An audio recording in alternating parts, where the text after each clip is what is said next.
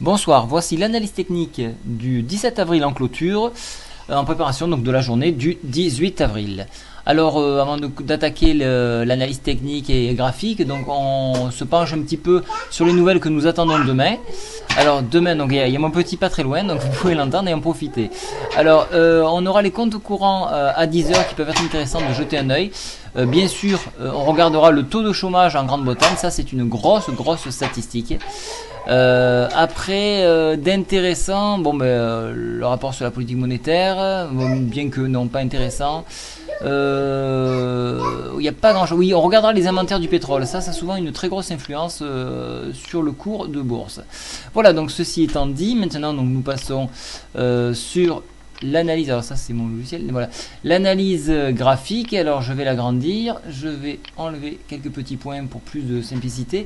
Alors aujourd'hui, vous avez, pour ceux qui ont pu rentrer et être moins gourmands que moi, vous avez dû faire de très belles plus-values en scalping, en respectant les points d'entrée que j'ai donnés. Ça a été vraiment très fort. Nous avons fini sur un Marubozu ici, et donc nous sommes arrêtés pile poil sur un niveau que j'avais donné donc sur la newsletter Scalp. Alors, qu'est-ce qui s'est passé aujourd'hui? Donc, nous avons rebondi directement sur le support à 3203 points.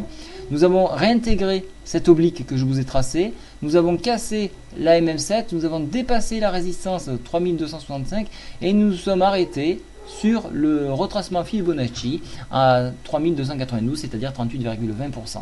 Alors, Marubozu, parfait, hein, pas d'ombre ni en bas ni en haut. C'est une implication haussière bien sûr.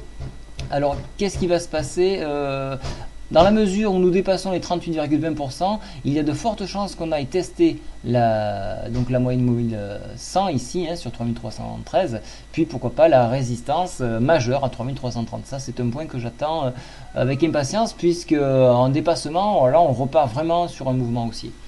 Au niveau de l'analyse, alors je suis bien sûr, je joue la hausse, hein, malgré ce que je vais vous montrer en analyse technique. Donc, au niveau de la MACD, on voit un petit mouvement ici, hein, on n'a pas recroisé, mais ça s'amorce, hein, on voit déjà au niveau des histogrammes qui se réduisent de plus en plus.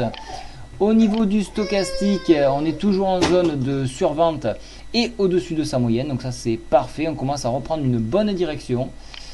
Le rock'n'roll n'a pas changé, mais c'est quand même très lent. Par contre, on remarque que le zigzag ici, hein, que vous voyez en violet, voilà, en turquoise, pardon, change de tendance.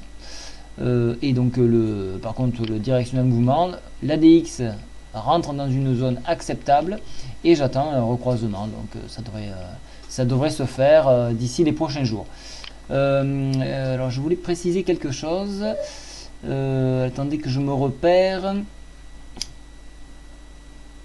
Non, voilà, je l'ai perdu. Oui, voilà, pardon. On a cette bougie est une englobante. Hein, on avale entièrement tout ce paquet-là. Donc ça, c'est très haussier. Ça. Voilà, c'est ce que je voulais rajouter. Je donnerai plus d'informations sur le scalping, sur la newsletter scalping. Donc pensez à m'en faire la demande. Pour l'instant, c'est gratuit. Profitez-en. C'est le moment d'utiliser les comptes gratuits que vous avez sur le site.